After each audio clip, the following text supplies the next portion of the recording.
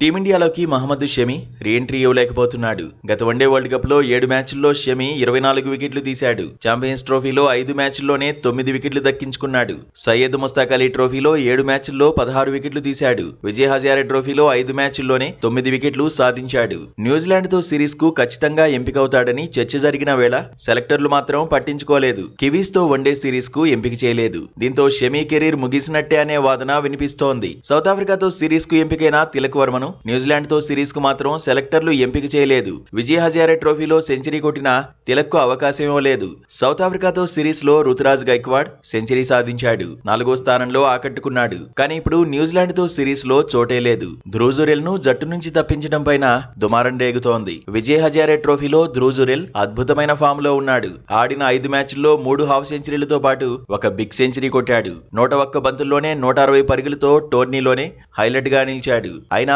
ఫలితం లేకుండా పోయింది. దీంతో షమి, రుతురాజ్ గైక్వాడ్, ధ్రువ్ జురెల్, తిలక్ వర్మకు అన్యాయం జరిగిందని ఫ్యాన్స్ చర్చించుకుంటున్నారు.